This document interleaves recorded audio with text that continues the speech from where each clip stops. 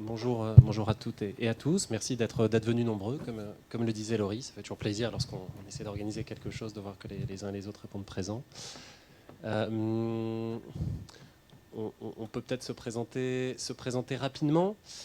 Donc nous, on travaille tous les deux, Rémi et moi, au sein du cabinet EY. Je ne sais pas si, alors j'imagine que certains d'entre vous connaissent, d'autres peut-être ne connaissent pas. Voilà, c'est un réseau qui propose qui propose des accompagnements en matière juridique, en matière financière, fiscale, etc. Autant que possible, on essaie de couvrir tous les sujets auxquels un dirigeant d'entreprise peut être confronté durant sa vie d'entrepreneur. Moi, à titre personnel, je suis avocat, je travaille au sein du cabinet Venturi, qui est une filiale d'EY, et Rémi va peut-être se présenter pour expliquer un peu ce qu'il fait. Bonjour à tous, Rémi Dachi. Donc, comme l'a dit Paul, je travaille chez EY, je suis manager dans les équipes stratégie et transaction. Donc, par rapport à Paul, moi je suis plutôt sur la partie chiffrée de nos métiers et j'accompagne les entreprises dans tout ce qui est contexte transactionnel. Avec notre cœur de métier, c'est la due diligence financière, mais qui a un gros mot. Derrière ça, c'est plutôt des accompagnements sur tout type de situations, grosses entreprises, start-up, ETI, PME, sur tout ce qui peut être modélisation de business plan, accompagnement de dossiers de financement, etc. Donc on a une activité qui est tournée vers l'accompagnement des dirigeants d'entreprises innovantes. Bon, entreprises innovantes, start-up, je ne sais pas quel est le bon terme, mais vous avez compris l'idée. Et on est donc amené de manière très récurrente à accompagner des dirigeants dans les levées de fonds qu'ils effectuent. Alors là où notre propos, et il va falloir qu'on soit, pour nous, c'est pas évident, parce que forcément, une première levée de fonds pour des dirigeants dont c'est le premier parcours, la première boîte, c'est pas tout à fait la même chose en termes de problématiques, en termes de messages qu'on peut délivrer que pour un dirigeant qui en est à sa troisième aventure entrepreneuriale et qui a déjà fait X levées de fonds. Voilà, on va s'efforcer de calibrer le propos de manière à ce que ce soit le plus pertinent pour la majorité d'entre vous, mais évidemment, n'hésitez pas à intervenir s'il y a des choses qui ne vous semblent pas claires, ou à l'inverse, voilà, si vous souhaitez approfondir certains sujets parce que vous avez un niveau de connaissance sur ces sujets-là, évidemment, n'hésitez pas à intervenir également. Tiens, tu peux peut-être un peu revenir en arrière sur le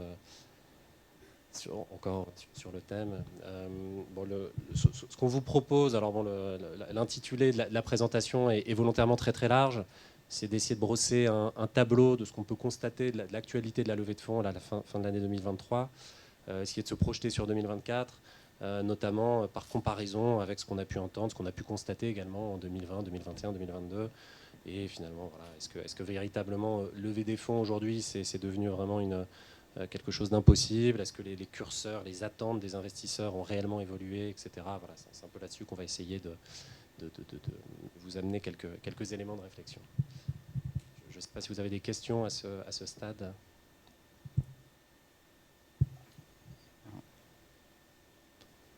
On peut commencer. Oui, ça nous semblait pas mal. Avant de rentrer dans la levée de fonds, c'est un peu d'essayer de présenter de manière très simple le contexte macro, puisque forcément, le contexte macro a nécessairement une incidence sur ce dont on va parler par la suite. Donc voilà, en quelques minutes, je vais laisser Rémi parler un peu de ce qu'il constate, lui, dans ses dossiers. Bon, ce qu'on va vous dire va pas vous étonner, mais on a essayé de rappeler quelques grands événements des derniers mois. Vous l'avez sans doute lu beaucoup dans la presse. Ce qu'on constate sur les 3-4 dernières années, c'est une forte remontée de l'inflation. Tout le monde l'a constaté. Le sujet de cette inflation, c'est que le meilleur moyen de lutter contre l'inflation, et c'est les banques centrales qui en sont responsables de leur côté, c'est leur principale mission, c'est de remonter les taux. Donc la forte remontée de l'inflation a entraîné une remontée massive des taux, qu'on peut voir sur le premier graphique. Donc il faut bien avoir en tête que jusqu'au premier trimestre 2022, on était dans un environnement où l'argent coûtait entre guillemets zéro. Les taux de refinancement des banques étaient à 0%. Aujourd'hui, on est à 4,5%, dernière communication de la BCE. Là-dessus, il faut rajouter souvent une marge qu'une banque va proposer. Donc le taux sera toujours légèrement supérieur à ce montant-là. dans les faits, les conséquences de cette remontée rapide, elles sont nombreuses, mais si on regarde avec un spectre de levée de fonds, le premier, c'est mécaniquement la hausse du coût du financement. Donc se financer coûte plus cher. Pas forcément pour la levée, mais si jamais on associe une levée de fonds avec de la dette bancaire, ça peut avoir des conséquences significatives. On reviendra sur l'exemple juste à côté, juste après. La deuxième composante, ça va être une hausse des rendements attendus, qui va aussi avec le troisième point de la part des investisseurs. Pourquoi une hausse des rendements ? C'est qu'en 2020, mettre son argent sur une obligation d'État ou sur un livret A, ça rapportait 0, donc c'est des placements qui sont sans risque. Aujourd'hui, ça rapporte 5%. Donc forcément, un investisseur maintenant va peut-être un peu plus réfléchir de comment il va allouer son argent entre ce qui va être du très risqué et du moins risqué. Et le très risqué va devoir, in fine, rapporter plus que 5% et dans des montants plus importants.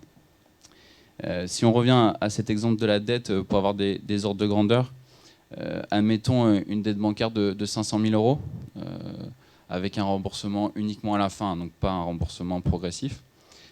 Sur 4 ans, en 2021, à la fin, il fallait rembourser 510 000 euros. Aujourd'hui, lever 500 000, à la fin, il faut rembourser 600 000. Donc c'est pas significatif, c'est 100 000 euros en fait, c'est 100 000 euros de cash supplémentaire, soit à générer, soit à utiliser pour simplement financer son emprunt bancaire et donc financer une partie de son financement. Si jamais on fait le lien vers ce qu'on observe sur les levées de fonds, donc les graphes sont issus d'une étude d'EY. C'est une étude qui se base sur les opérations médiatisées, disponibles, publiques, donc sont un peu hors étude toutes les opérations qui sont non communiquées et qui sont souvent des opérations de plus petite taille. La conséquence de cette hausse de taux, c'est une baisse des valorisations, parce que l'investisseur va se positionner en disant il faut un plus haut rendement. Une manière d'avoir un plus haut rendement, c'est de rentrer plus bas. Et ça permet d'augmenter le rendement. Donc ça, c'est ce qu'on constate là au premier semestre 2023. Là où auparavant, sur 2 ans, on avait connu une grosse vague d'euphorie sur tout ce qui était valorisation, liée au fait que l'argent coûtait très peu cher et qu'il y avait beaucoup d'argent disponible. Par contre, le message qu'on veut communiquer et qu'on constate, c'est que cette baisse des valorisations n'entraîne pas forcément une baisse du nombre d'opérations. C'est-à-dire que les opportunités sont toujours disponibles, il y a toujours un nombre d'opérations similaires à ce qu'il y a pu avoir ces 2 dernières années qui sont réalisées, concrétisées, notamment portées par les opérations sur des levées en dessous de 20 millions d'euros, donc plutôt les petites levées. Et ça, ce marché-là reste très dynamique. Il est même en croissance en nombre d'opérations et donc on maintient la dynamique de levée de fonds. Je pense là-dessus, juste pour vous donner un exemple, puisque c'est vrai qu'on a une présentation assez globalisante. Évidemment, une opération d'acquisition avec un effet de levier, avec de la dette bancaire, va être directement impactée, exposée à la hausse des taux. Et on va voir de manière très directe l'incidence que ça peut avoir sur le fait que l'opération se fasse ou non ou pas, ou au moins les conditions financières dans lesquelles va se faire l'opération. Lorsqu'on est sur une opération de levée de fonds, quasiment exclusivement en equity, avec peut-être une tranche d'accompagnement de la BPI ou d'un établissement bancaire, l'effet peut être peut-être plus indirect. Mais pour vous donner un exemple, malgré tout, le calcul, je pense, que va faire l'investisseur, c'est qu'il va se dire, bon, je vais investir tant, je constate que dans le BP, les charges financières, ça va être tant. Je constate par ailleurs que les multiples d'ARR, par exemple, sur un modèle SaaS, je prends un exemple, qu'acceptent les acquéreurs, et là je parle bien des acquéreurs aujourd'hui, à une certaine époque, par exemple, on acceptait du x15, aujourd'hui on constate que c'est plutôt du x10, bah forcément l'investisseur va faire son calcul à rebours, il va se dire si moi j'attends un TRI, un rendement, pour reprendre, on parlait de 5% sur les rendements obligataires, l'investisseur va se dire c'est très risqué, j'attends un rendement de minimum 20%, bah il va faire son calcul à rebours pour se dire à peu près quelle doit être la valo d'entrée et ma cote-part de capital pour qu'à la sortie je puisse retomber sur mes pieds par rapport à mes attentes. Donc c'est là qu'on voit bien que ces variables macro dont on parle, de manière peut-être un petit peu plus diffuse qu'une opération de LBO dont je parlais, on voit bien que ces variables macro viennent quand même avoir une incidence assez directe sur le marché de la levée de fonds actuellement.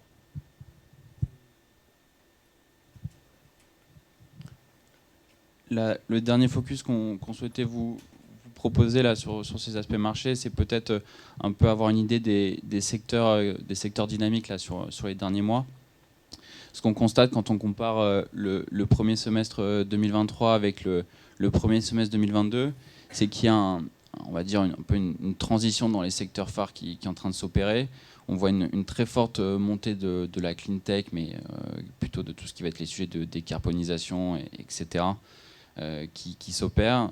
Et à l'inverse, des secteurs peut-être donc TMT pour technologie, médias et télécommunications, donc ça englobe tout ce qui est Internet, SaaS, technologie, qui ont tendance à baisser. Ça s'explique par ce qu'on vient de dire juste avant. C'est les investisseurs sont peut-être plus sélectifs dans leur choix d'investissement pour maximiser leur rendement ou pour s'assurer un rendement minimal.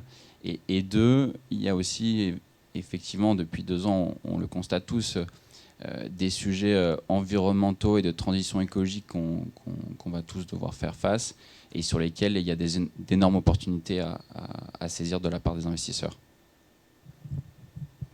Je pense également, ce qu'on voit quand même, c'est que pardon.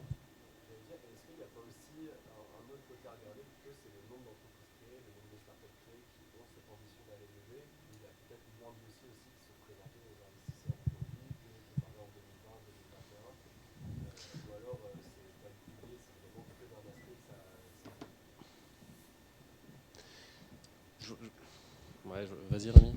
Nous, peut-être que ça peut avoir un impact. Après, ce qu'on disait juste avant, c'est comme le nombre d'opérations ne diminue pas, c'est peut-être pas forcément en nombre que ça se joue. Je pense que, des projets, il y en a toujours autant. Je suis pas sûr que c'est effréné cette dynamique historique en France. C'est plutôt vraiment en termes de valeur que ça va se jouer, comme l'a expliqué Paul, sur le fait que les investisseurs vont peut-être apporter davantage d'importance à l'Excel, si on met entre guillemets, hein, sur le fait, ok, si on met les chiffres, si on pose les chiffres, qu'est-ce que ça va faire? Là où auparavant, l'argent coûtait tellement peu cher et il y en avait de manière assez importante que la réflexion était peut-être plus focalisée sur le projet et l'opportunité et moins sur l'aspect chiffré. Je pense que c'est aussi lié au fait qu'il y a vraiment une volonté des pouvoirs publics d'accompagner tout ce qui est la décarbonation au sens très très large du terme, les mouvements comme France 2030, etc. Nous, on voit quand même dans nos dossiers que les subventions publiques sur des dossiers qui tournent autour de la décarbonation sont dans des ordres de grandeur sans commune mesure avec les subventions qu'on peut voir dans des dossiers un peu plus classiques. Ça ne veut pas dire grand-chose, mais en tout cas des dossiers qui ne sont pas orientés décarbonation. Un deuxième point qu'on peut peut-être, nous, qu'on voit sur nos dossiers, alors là, plutôt sur des dossiers de plus grande envergure, sur les opérations de LBO et de fonds d'investissement sur d'autres typologies d'entreprises, mais l'ESG, il y a 10 ans, entre guillemets, personne ne regardait. Aujourd'hui, les fonds d'investissement sont obligés de le regarder et ont même des obligations contractuelles de le faire. Et donc là où historiquement on faisait des due diligence finances juridiques, maintenant de plus en plus les fonds d'investissement, c'est les plus grosses opérations, mais c'est pour vous donner un exemple, aujourd'hui la plupart des fonds d'investissement font des due diligence finances juridiques et ESG, et ça rentre comme un point à part entière. Donc il y a une vraie dynamique de fonds, et comme l'a exprimé Paul, aussi poussée par les pouvoirs publics.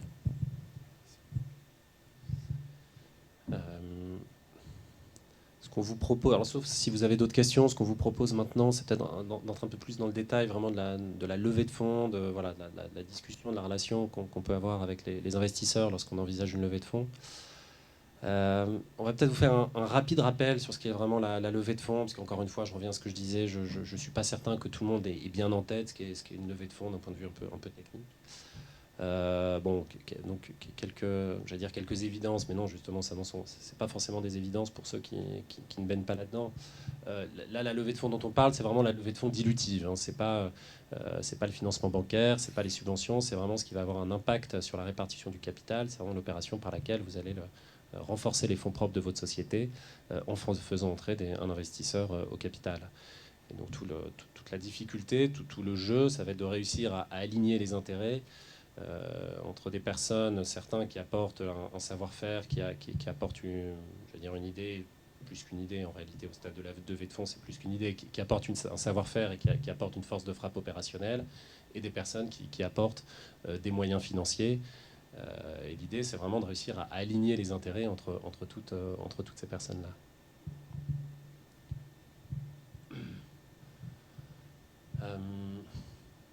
Peut-être encore une fois quelques... Non, tu peux revenir en arrière. Et ayez en tête, même si à mon avis, vous n'avez pas attendu de venir ici pour vous en rendre compte ou pour l'entendre, une levée de fonds, c'est compliqué en fait. Au début, j'ai l'impression qu'il y a une forme, c'est amusant, il y a une forme de curiosité de se dire voilà, je vais lever des fonds, je vais discuter avec des investisseurs, c'est stimulant. Sauf qu'en réalité, c'est un parcours qui est très très long entre le premier deck, les premiers contacts investisseurs et le moment où l'argent arrive effectivement sur le compte. Il se passe rarement moins de 6 mois, il se passe généralement au moins 12 mois. Il faut tenir la distance à tous les niveaux, hein, au niveau de la trésorerie de la société, au niveau soi-même de son influx émotionnel sur le sujet, sachant qu'en même temps, il faut continuer à développer et piloter la boîte. Hein, parce qu'il y a toujours un petit jeu des investisseurs de vous dire oui, oui, je suis très intéressé, revoyons-nous. Mais évidemment, ils en profitent pour s'assurer que les KPI que vous avez présentés au premier rendez-vous demeurent à peu près au rendez-vous des suivants. Donc il y a tout cet enjeu-là qui fait que ce qu'on constate de manière un peu empirique lorsqu'on discute avec nos clients, c'est que c'est quand même un parcours qui n'est pas évident, tant pour l'entreprise que pour le ou les dirigeants qui font la levée de fonds. Et juste pour finir là-dessus, c'est important autant que possible, avant de se lancer, réussir à faire un mapping de qui fait quoi, quels investisseurs font quoi. Ça ne sert à rien d'aller voir tel ou tel investisseur si on sait qu'il ne finance pas de l'amorçage, si on sait qu'il ne finance que de la deep tech, alors que justement on est dans de l'amorçage mais pas dans de la deep tech, etc. etc. Ça ne sert à rien d'aller. Mais ayez bien en tête que les fonds d'investissement, les investisseurs, quels qu'ils soient, même les BA qui ont un peu pignon sur rue, je pense, reçoivent un deal flow très important. Ils ne modifieront pas leurs pratiques parce que vous le souhaitez. Voilà, chacun a sa thèse d'investissement, chacun a ses méthodes. Ça évolue à la marge dans le temps en fonction de l'évolution de l'environnement macro et de l'évolution du marché de la levée de fonds. Pour autant, j'ai jamais vu un fondateur réussir à imposer à un investisseur des choses qu'il n'a jamais fait. Ça fonctionne pas. Tu peux peut-être revenir en arrière. N'hésitez pas à nous interrompre. Hein, s'il y a des questions qui vous viennent à l'esprit, ce sera plus agréable pour tout le monde qu'un monologue de ma part. Tu peux peut-être passer à la suivante. Ouais. Rapidement, et encore une fois, prendre quelques minutes pour vous préciser quels sont les outils qu'on utilise dans la levée de fonds, parce que forcément, on entend souvent plein d'acronymes. Un premier outil dont on entend souvent parler, mais finalement moins ces derniers temps, c'est le BSAR. Je ne sais pas si ça vous dit quelque chose. Bon, c'est un outil qui vient des États-Unis, comme beaucoup d'outils dans ce secteur-là. Grosso modo, l'idée est simple, c'est la société a un besoin de fonds propres à un instant T, simplement elle est peut-être un peu trop early pour envisager une vraie levée de fonds bonne et due forme. Un investisseur lui dit, tiens, je vais te mettre 200 000 euros en haut de bilan, et ce 200 000 euros, savoir quelle fraction du capital elle me donnera, dans quelles conditions, etc. On verra ça plus tard, ça ce sera ta négo, avec un vrai fonds d'investissement avec lequel tu feras ta levée. Et souvent, ce qu'on constatait, c'est que cet outil était trop pro-fondateur en réalité, puisqu'on on avait un niveau important de fonds propres qui arrivait, avec des mécaniques, je ne vais pas rentrer là-dedans, mais des mécaniques de dilution avec un cap, un floor, etc., qui étaient souvent très très favorables aux fondateurs et pas à l'investisseur. Donc de plus en plus, nous sommes les investisseurs qui nous disent non, moi, le BSR, pour moi c'est du vent, pilote ta levée, fais-moi signe quand un investisseur qui aura posé une vraie valo et quand tu seras en mesure de me donner des actions en dur, mais je ne vais pas intervenir à ce stade.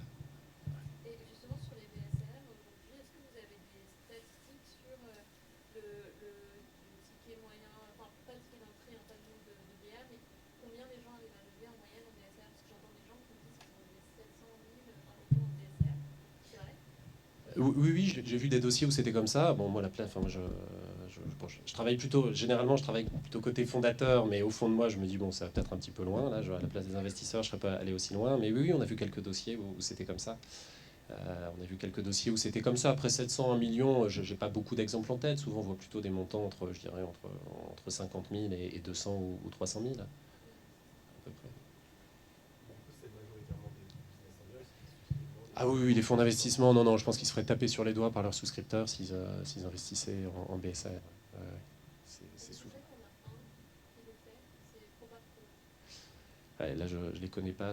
Alors oui, attention, quand je dis fonds d'investissement, en fait, faut voir derrière exactement ce qu'on met derrière le terme fonds d'investissement. C'est pas toujours, je ne sais pas si Proparco investit l'argent de souscripteurs ou investit son propre son propre argent, forcément, c'est pas la même grille de lecture selon le cas. Mais en tout cas, cet outil, on le voit quasiment plus. Et pour tout vous dire, moi j'ai pas mal d'exemples de clients qui m'appellent, qui me disent Paul, je suis embêté, j'arrive pas à faire ma levée de fonds. Il y a celui qui est en BSR, il de la mauvaise, il commence à devenir un peu agressif, il veut que je lui rende ses sous, sauf que bah non, moi c'est pas de la dette que j'ai levée, c'est du fonds propre, c'est tout. Donc on se retrouve dans des situations un petit peu délicates pour tout le monde. Et donc de fait, c'est comme un outil qui est un petit peu, je vais pas dire en désuétude, mais en tout cas qu'on voit moins. Et donc voilà, il est en tête BSR, pourquoi pas, mais quand même moins ces derniers temps. Les investisseurs, en fait, bah, si tu peux toujours rester sur la slide d'avant, mais encore une fois rapidement. Donc, souvent, les investisseurs vont utiliser deux outils de manière quasi systématique. Ça va être un outil qui leur donne directement accès au capital, c'est les actions. C'est vraiment de l'equity en dur. Action ordinaire, action de préférence, on y reviendra après. Soit pour se ménager malgré tout, pour un peu dérisquer, entre guillemets, leur investissement, et puis également pour pouvoir communiquer auprès des fondateurs en leur disant non, mais je ne vais pas trop te diluer. On voit souvent les obligations convertibles. Donc on fait une obligation convertible, ça permet à un investisseur de finalement rester créancier, rester associé. Il ne sait pas trop, il attend de voir un peu dans quelle direction voit la boîte pour voir s'il vaut mieux être créancier ou associé de la société. Souvent ça coûte assez cher. Les dossiers qu'on négocie en ce moment, ça rejoint le propos de Rémi tout à l'heure, hein, c'est souvent en bout du bout, puisqu'il y a aussi une prime de non-conversion, c'est souvent du 12% annuel. Donc ça pèse souvent sur le PNL enfin pas le PNL, plutôt sur la trésorerie de la société de manière annuelle. C'est un outil, franchement, qui n'est pas très simple à manier et quoi qu'on dise, qui est quand même plutôt favorable aux investisseurs dans la manière dont il est souvent usité par les investisseurs.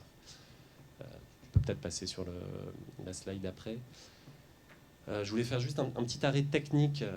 Et encore une fois, c'est juste pour vous donner quelques éléments pour que vous compreniez ensuite comment tout ça fonctionne. Le but, c'est pas de vous donner vraiment des détails trop techniques. Mais ça c'est un point qui me semble très important. Ayez en tête qu'en fait, quand vous posez une valorisation avec les investisseurs, en général, on a cet éternel débat d'un investisseur qui va dire tu me dis que ta boîte vaut 3 millions, mais à date, elle fait 1 million de pertes, elle ne fait pas de chiffre d'affaires. Explique-moi pourquoi ça vaut 3 millions. Et en même temps, l'investisseur est bien conscient que si il monte à bord et qu'il veut être certain que les fondateurs continuent à avancer, il ne faut pas bouffer 70% du capital des fondateurs, ça n'a pas de sens. Donc souvent, on voit sur une première levée entre 20 et 30% du capital qui est mangé. Et malgré tout, pour se protéger, souvent les investisseurs mettent en place ce qu'on appelle des actions de préférence, où ils viennent dire, mais de toute façon, à la rigueur, savoir quelle fraction du capital j'ai maintenant, c'est pas vraiment le sujet. Le vrai sujet, c'est à la fin, le gâteau, comment on se le répartit. Et donc très souvent, on a ces mécanismes dans lesquels l'investisseur, là dans notre exemple, j'ai fait exprès de prendre un exemple assez caricatural, l'investisseur vient dire, bah, écoute, je vais te mettre 500 000 euros dans une société que tu valorises 2 millions, ça va me donner 20% du capital, donc 500 000 sur 2,5 millions.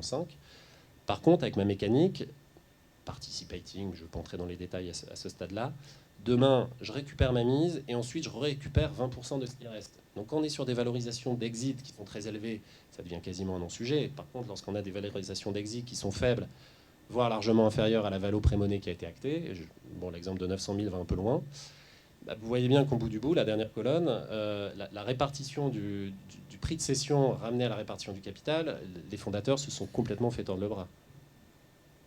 Bon, voilà. Ayez-le en tête, puisqu'encore une fois, voilà, la valorisation, c'est une chose.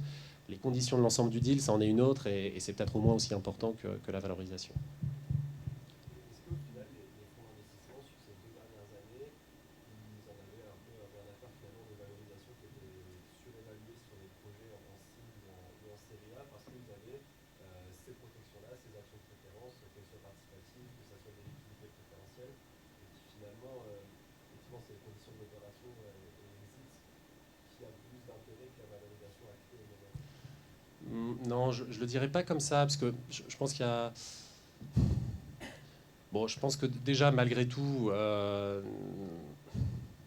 en fait, le principal point là-dessus, c'est que souvent le fonds, sur une première levée, il va penser à l'exit, mais il va surtout penser à la levée d'après.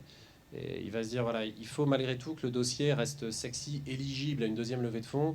Donc il faut que je me protège, mais il faut quand même que les curseurs soient mis à des niveaux, je dirais, market practice, pour qu'un deuxième investisseur puisse intervenir, éventuellement également en action de préférence, et qu'à la fin de ce deuxième tour, on ait toujours une table de capi qui soit une table de capitalisation qui reste cohérente, et que la waterfall, ça s'appelle comme ça, à la fin, reste à peu près cohérente et suffisamment incentivante pour les fondateurs. Donc je vois ce que tu veux dire. En même temps, bon, il y a quand même un peu de... faut rester comme prudent dans la manière dont on manie ces outils-là, puisque il n'y a pas que l'exit, il y a aussi les étapes intermédiaires qui peuvent, Je pense que c'est aussi un peu l'ego du fondateur, de dire que je veux que ma boîte soit valorisée le plus possible.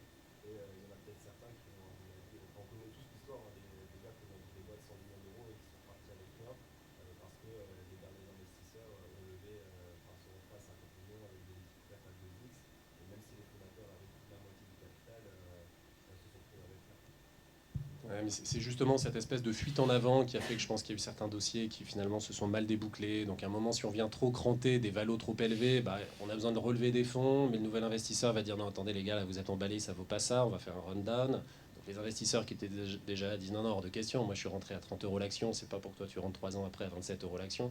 Donc on rentre dans des choses compliquées. Donc ça les protège. De là à dire qu'une fois qu'ils ont ça, c'est bon, la valo, c'est plus un sujet, non, j'irai pas jusque-là.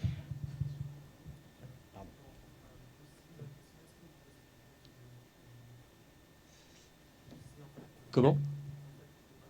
Oui.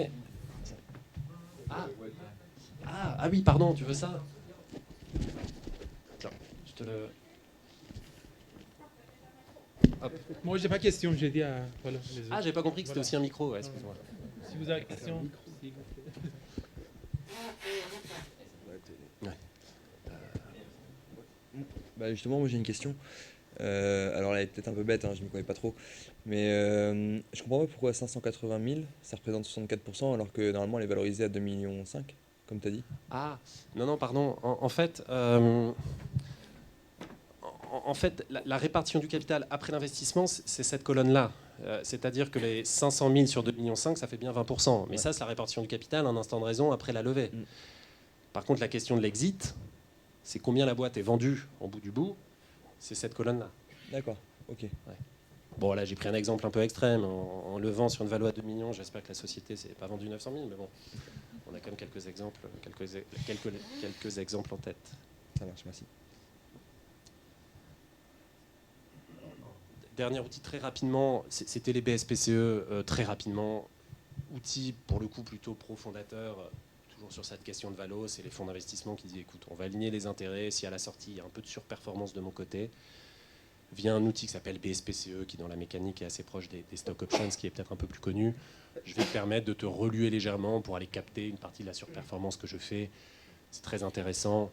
Bon, après, soyons clairs, hein, si ça vous permet d'aller rechercher 2-3 points de capital maximum, ce ne sera pas davantage. Alors on peut aussi se dire, ouais, mais si la boîte vaut 10 millions, bah, si un point de capital c'est 100 000 euros, récupérer 300 000, personne ne crachera dessus. Moi, je trouve que c'est surtout efficace vis-à-vis des collaborateurs clés de la société qui ne seraient pas fondateurs pour s'assurer qu'ils vont rester fidèles, qu'ils vont rester à bord et qu'ils s'inscrivent dans la durée aux côtés des fondateurs.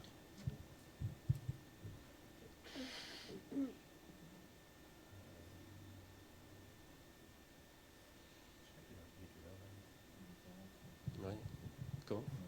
Ouais, il nous reste 5-10 minutes, bah, c'est suffisant. Bon, ce que je vous propose là pour un peu revenir sur l'objet de l'échange, c'est de voilà, réappuyer un peu sur les points qui nous semblent fondamentaux dans une levée de fonds. Ce qu'on constate par rapport à ce qu'on a fait, ce qu'on voyait dans les années 2019, alors je neutralise la période Covid, mais dans les années 2019 à 2022, c'est qu'il n'y a pas un changement de paradigme. On n'est pas en train de réinventer complètement la levée de fonds. Les outils restent les mêmes, les acteurs restent les mêmes. C'est juste les curseurs qui bougent. Il nous semble que vraiment les 4 principaux sujets qu'on identifie, c'est vraiment la répartition du capital autant que possible.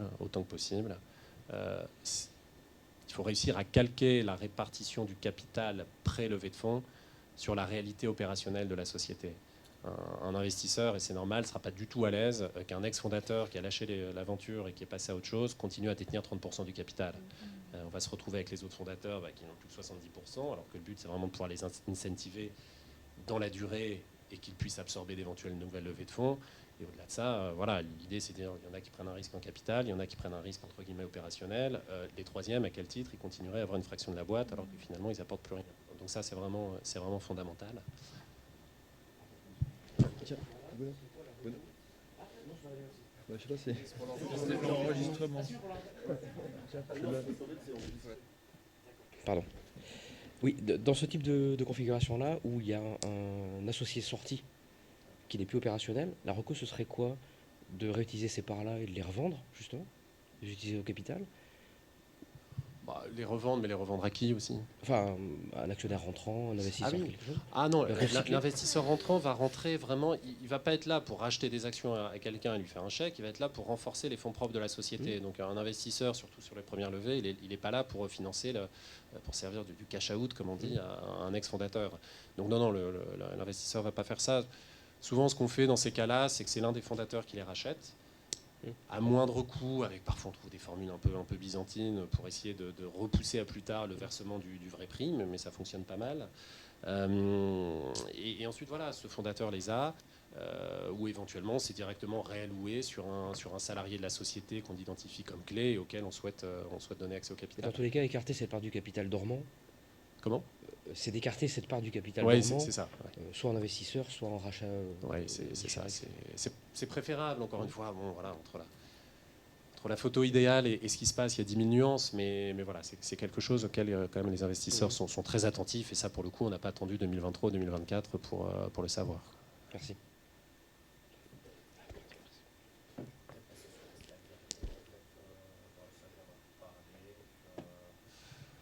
Deuxième point qui est fondamental, c'est la maîtrise des assets, en particulier immatériels.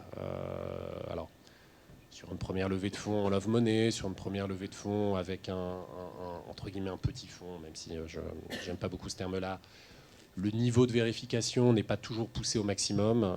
Par contre, dès lors que vous prétendez à lever des montants qui commencent à devenir très significatifs, il faut vraiment que vous soyez irréprochable sur la propriété des assets, alors les brevets, les licences, les codes sur le logiciel, etc.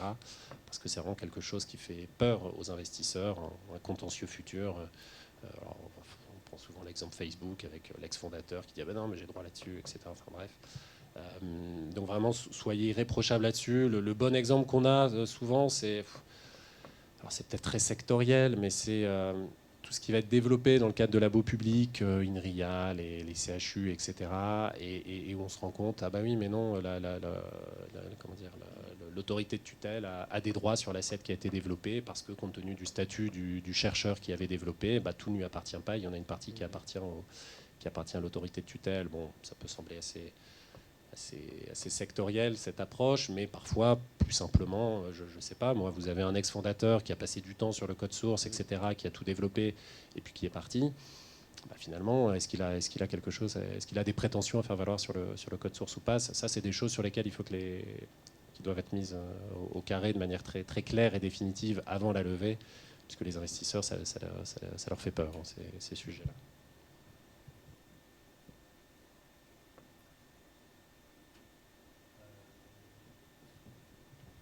Ouais, la valo, le business plan.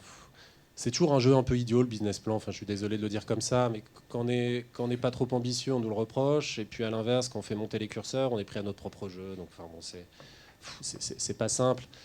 Je pense que malgré tout, ce qu'on constate, c'est que l'investisseur veut être rassuré sur le fait que les fondateurs ont une confiance absolue dans leur business, et que les fondateurs sont en capacité de voir les choses en grand, voire en très grand. Donc un BP un peu trop prudent, ils vont pas le traduire comme bah oui, ce sont des bons gestionnaires, ils vont le traduire par ils n'ont pas d'ambition, ils veulent pas aller trop loin. C'est idiot, hein, mais c'est comme ça que ça fonctionne. Donc n'hésitez pas, malgré tout, à présenter les choses en grand, alors de manière justifiée. Hein, il faut quand même que le BP soit détaillé sur les différents postes du compte de résultat, mais n'hésitez pas à voir les choses en grand.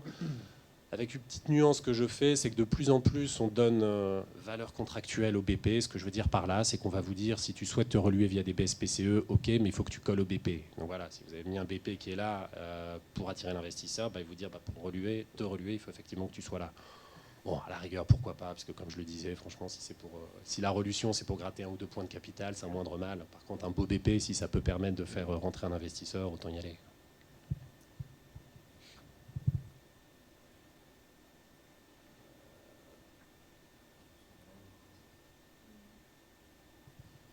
Et là, ça devient un petit peu redondant, parce que de toute façon, le sujet de la valorisation, on l'a depuis le début. En un mot commençant, la valorisation d'une start-up, ce n'est pas les méthodes classiques de valorisation, ce n'est pas un multiple de BE, c'est pas un je ne sais quoi. C'est voilà, quel est ton besoin de financement, quelle quote-part de dilution acceptes-tu à peu près d'absorber, Et la valo pré-monnaie, elle va résulter de cette discussion-là. Pour reprendre mon exemple, c'est tu as besoin de 500 000, tu acceptes de te diluer jusqu'à 20%, ok, bon bah voilà, la valo est de 2 millions. Et le raisonnement se fait comme ça. Et ce 20%, ce 30%, c'est le reflet du besoin de financement, mais c'est aussi le reflet tout simplement du marché des levées de fonds. On va se dire, bon, première levée, je lâche 25 points de capital, la deuxième, j'en relâche, machin, et à partir de la troisième, là, le marché, entre guillemets, admet qu'éventuellement je perds de la majorité, parce que voilà, c'est le sens de l'histoire. Bon, je résume le propos, il y a encore beaucoup de nuances à apporter à ça, mais c'est souvent comme ça que ça se passe. Peut-être sur le besoin de financement, peut-être faire un parallèle sur la slide d'avant, sur dire que normalement le business plan doit vous aider à dimensionner ce besoin de financement. C'est que d'un point de vue investisseur, si en fait vous transmettez un business plan où il n'y a pas de besoin de financement, quand vous allez demander le financement, l'investisseur va dire bah, attendez, dans le business plan, vous ne faites pas ressortir de besoin, donc pourquoi vous en avez besoin en fait. Et c'est important de faire le lien entre les deux, c'est même essentiel, je pense.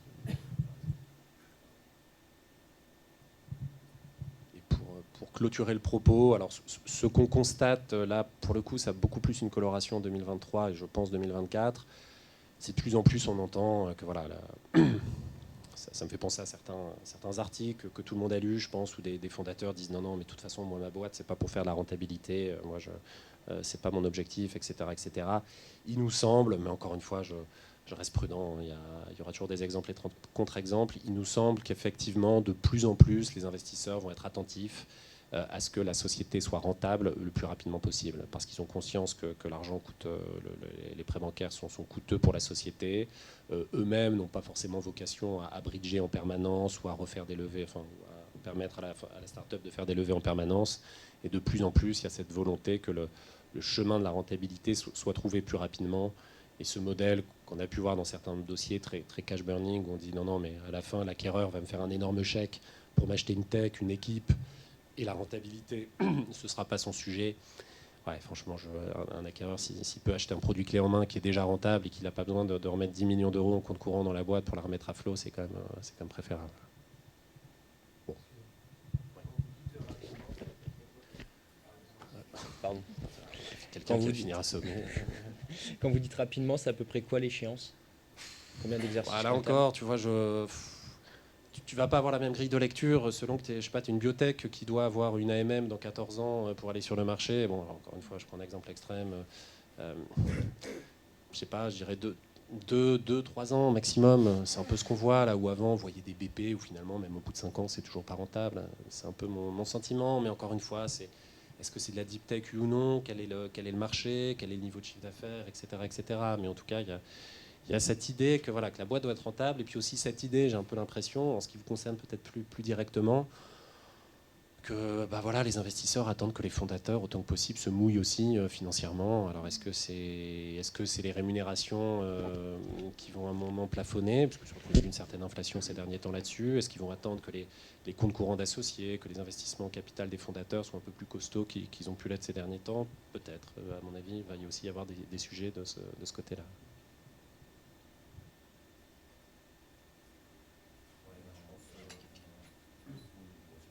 Des étapes assez techniques, la LOI, le pacte d'associés, mais je ne pense pas que ce soit l'objet de la discussion d'aujourd'hui.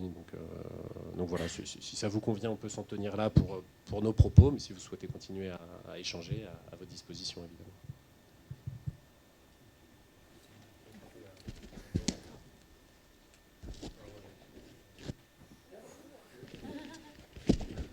évidemment. Ouais, un témoignage, clin d'œil et une question. Le témoignage, c'est sur les BP. C'est vrai que c'est du vécu. Pour le coup, moi, je suis arrivé dans une boîte qui venait de lever des fonds et j'ai sorti le BP pour commencer à faire les budgets. Et puis les fondateurs m'ont dit non, mais ça, c'est le BP, c'est le BP levé de fonds. Donc, on va faire un budget sérieux maintenant. Donc, ouais, c'est du vécu. Et la question, elle est, on a beaucoup parlé des investisseurs. Il y a quand même un intérêt dans la levée de fonds de coupler ça avec un effet de levier avec les banques. Autant on voit que les investisseurs apparemment sont toujours au rendez-vous, autant les banques, je sens, sont en train de se tendre assez significativement. Enfin, c'est ce que je ressens, ce que j'entends autour de moi. Est-ce que vous confirmez ça? Oui, tendus, je trouve. je pense que certaines d'entre elles constatent de la casse, notamment sur les PGE, qui finalement, on voit pas mal de boîtes. Je pense qu'on a tous des exemples de boîtes qui là ont ouvert un redressement judiciaire, etc., notamment parce que le poids de la dette bancaire qui devient exigible, ça passe pas. Donc forcément, les banques se disent, bon, voilà, j'ai de la perte sur les lignes passées, les lignes futures, il ne faut pas que je prenne... Enfin, il y a toujours du risque, hein, c'est le principe du prêt, mais effectivement, ouais, c'est compliqué avec les banques. Bon, le taux d'intérêt, on en a parlé, mais ça, c'est juste la résultante une fois qu'on a le prêt. Rien qu'avoir le prêt, oui, c'est un peu plus compliqué. Ouais. Les banques, la BPI aussi, là, je reconnais que j'ai un peu plus de mal à voir exactement où ils en sont, comment ils fonctionnent, mais c'est vrai que j'entends que globalement, le non dilutif est quand même un petit peu plus compliqué à obtenir, mais peut-être que là, vous avez des... Je ne sais pas où vous en êtes dans vos parcours respectifs, mais est-ce qu'avec les banques, avec la BPI, vous avez l'impression que c'est plus compliqué que ça ne pouvait l'être il y a quelques mois? Ils posent plus de questions. Hein. Ouais. Enfin, les banques, les BPI, j'ai pas ressenti ça, mais les banques, ouais, ils sont un peu plus sur les budgets. Là, les budgets 2024, ils ont envie d'avoir des infos. Quoi. Ouais, c'est ça. Ça m'étonne pas.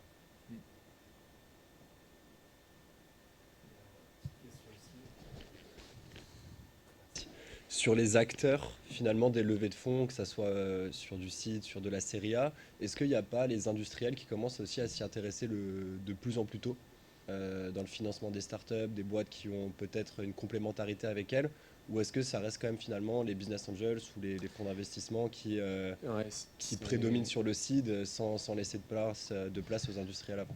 Bah, en fait, j'ai l'impression que les industriels et les corporates au sens très large aimeraient bien faire, mais ils ne savent pas faire. En réalité, il y a un problème de culture entre un grand compte avec tout son process qui a été historiquement éprouvé depuis plusieurs années, voire plusieurs décennies, et le mode très, très commando d'une start-up. Il y a toujours une confrontation culturelle qui fait que j'ai rarement eu des retours très positifs de mes clients lorsqu'ils ont fait entrer un corporate au capital ou lorsqu'ensuite ils ont été vendus un corporate. Bon, pour autant, si, il y a parfois des corporates qui investissent. De là à dire qu'ils investissent davantage qu'ils le faisaient, j'en suis pas sûr.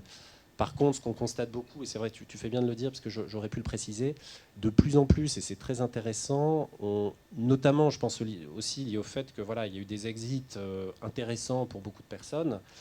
On voit de plus en plus de réseaux de BA qui sont capables de monter des tours qui sont vraiment des alternatives très satisfaisantes à ce que peuvent proposer des fonds d'investissement. Parce que c'est des BA qui, sur un premier tour, sont capables d'injecter des montants très significatifs et qui sont également capables de réinvestir s'il le faut. Et ça, il faut reconnaître que voilà, c'est très intéressant, puisque tous les retours que j'ai, c'est cool, j'ai un interlocuteur qui parle la même langue que moi, qui sait par quoi je suis passé, qui sait par quoi je passe, parce qu'il est passé également. Il m'apporte de l'input, parce que voilà, lui aussi, il est là-dedans, donc il sait très bien ce qu'il faut qu'on fasse, etc. Et ça, c'est une piste à pas négliger, puisque vraiment, il y a vraiment des réseaux de BA qui se structurent et qui peuvent aller très vite et qui savent voir les choses en grand aussi. Et finalement, du coup, et ça revient peut-être un peu à ma notion sur la valorisation d'avant, que pour l'amorçage, que la valorisation, elle se calcule à la fois sur la capacité de dilution des fondateurs et sur le besoin de financement. Est-ce que cette méthode-là, c'est juste qu'elle ne convient pas aux industriels parce qu'effectivement, ils ne veulent pas rentrer sur une valo à 1,5 million pour des boîtes qui font 100 à 200 000 euros de chiffre d'affaires, parce qu'évoluant dans le secteur, ils savent que la boîte à l'instant T ne vaut pas ça et qu'ils ne seraient pas prêts à la racheter à ce Oui. point-là. Bon, il y a un petit peu de ça. Je pense que c'est peut-être plus lié là-dessus au fait qui est ton interlocuteur chez l'industriel. C'est sûr que si c'est le DAF qui connaît rien à l'environnement startup, je te rejoins. L'industriel qui a monté un fonds, voilà, qui l'a doté de 15 millions d'euros en donnant les clés à quelqu'un qui comprend ce qu'est l'innovation, en disant vas-y, on te fait confiance. Ouais. Là, ce niveau de ce genre de difficulté, tu la rencontres pas. Okay. C'est presque parfois l'inverse même. Mais bon, c'est...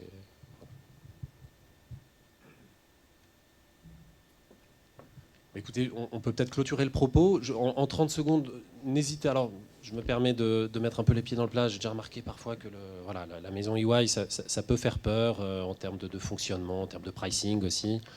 Ce que je constate, c'est qu'on travaille avec beaucoup de personnes ici, avec certains qui sont dans la salle. J'ai pas l'impression qu'ils sont tout nus. Voilà, on sait faire à des conditions, il me semble, à des conditions cohérentes en termes d'accompagnement. C'est pas un stagiaire au fond d'une cave qui va traiter votre dossier. Je suis en contact permanent, plus que quotidien, avec mes clients par tous les canaux de communication qui existent. Et donc voilà, n'hésitez pas, si vous le souhaitez, hein, évidemment, à venir vers nous, demander un devis. Ça coûte jamais rien.